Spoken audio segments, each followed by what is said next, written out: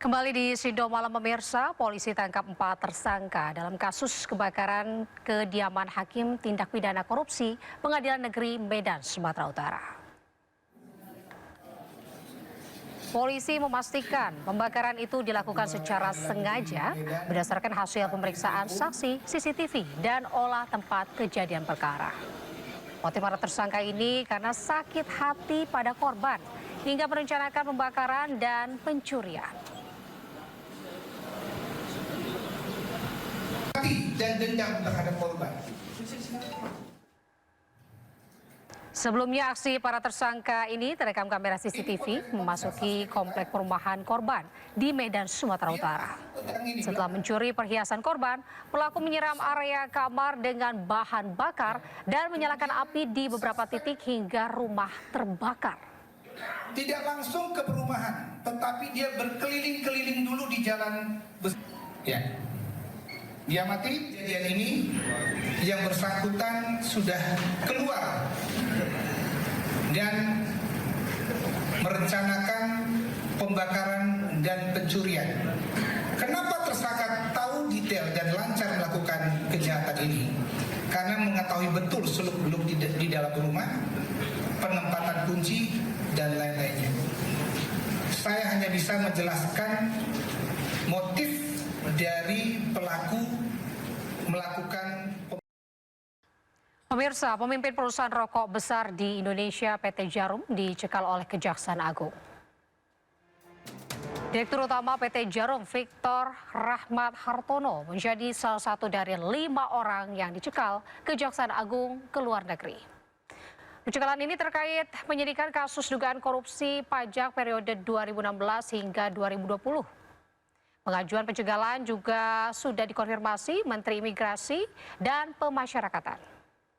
Kasus ini sudah dinaikkan ke tahap penyidikan, di mana penyidik tengah mengumpulkan bukti untuk memperkuat dugaan pidana dalam kasus pajak ini. Petugas membenarkan ada tindakan hukum saat menggeledah di beberapa tempat dan para tersangka diduga melakukan tindak pidana korupsi memperkecil kewajiban pembayaran perpajakan perusahaan.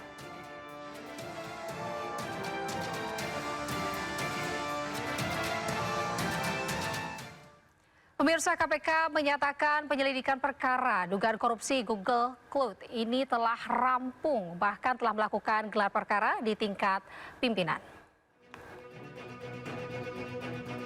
PLT Deputi Penindakan dan Eksekusi KPK, Asep Guntur Rahayu mengatakan, tersangka dugaan korupsi Google Cloud tidak berbeda jauh dari tersangka dugaan korupsi pengadaan Chromebook di Kejaksaan Agung.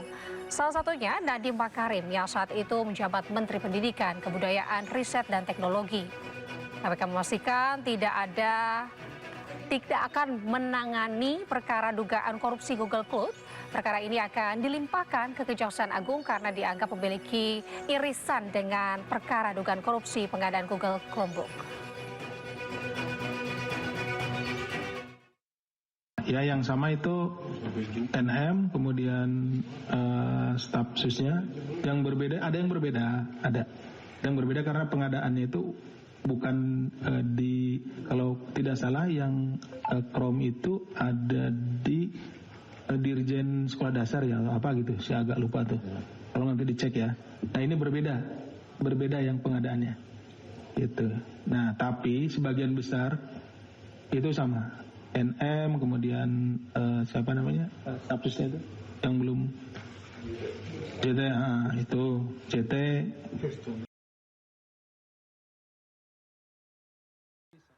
Respon putusan Mahkamah Konstitusi, Polri membentuk tim kelompok kerja. Tidak hanya itu, dengan tegas Polri juga menarik perwira tingginya dari jabatan publik.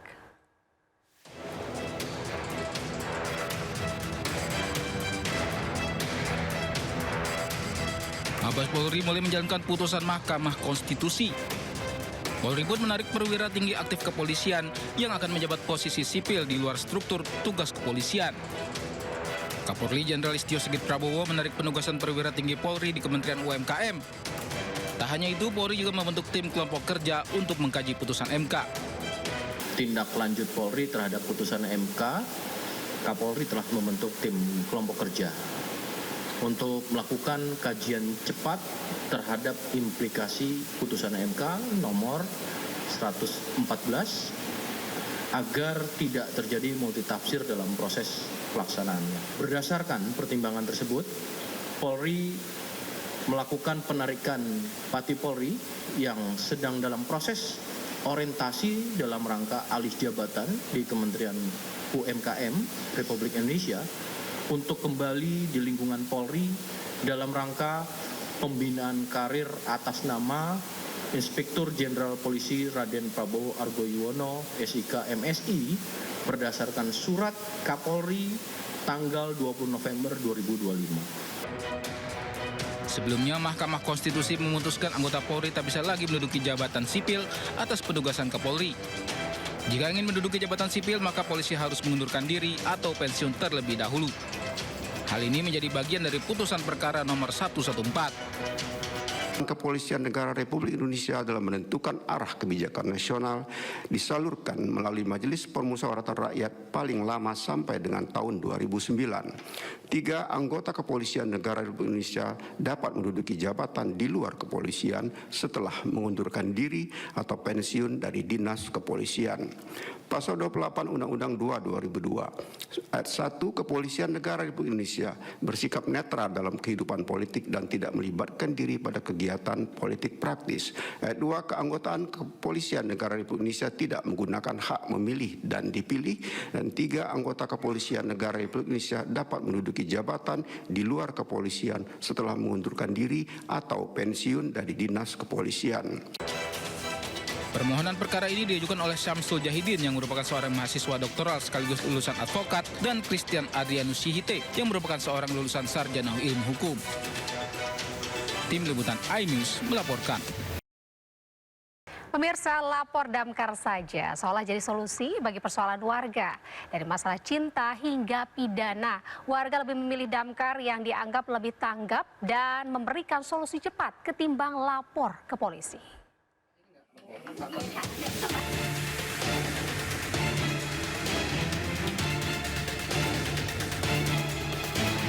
Apapun masalahnya, damkar solusinya. Jargon yang kerap disebut-sebut warga itu mungkin ada benarnya. Meski bukan petugas keamanan atau polisi, faktanya banyak masalah selesai cepat di tangan damkar. Mulai dari menolong anak terjepit, evakuasi lansia sakit, mengevakuasi ular hingga tawon Vespa, bahkan jadi tempat curhat warga yang terbelit masalah cinta dan pidana. Juni lalu, seorang ibu di Bekasi, Jawa Barat memilih lapor damkar setelah mendapat kekerasan dari suaminya. Sang ibu frustasi lantaran laporannya di Polres tidak ditanggapi selama berminggu-minggu.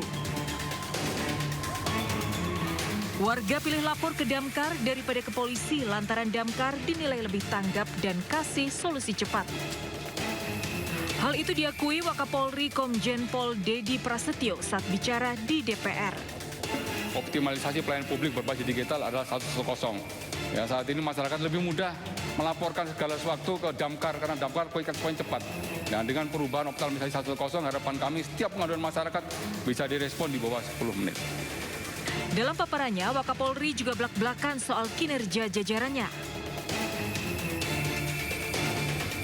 Hasil penilaian Polri soal tingkat pelayanan publik dan penegakan hukum dari 4.340 Kapolsek, 67%-nya tidak memenuhi standar kinerja.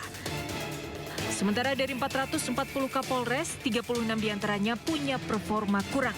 Kinerja di bawah standar juga terjadi di tingkat Direskrimum. Dari 47 Direskrimum, ada 15 di bawah performa.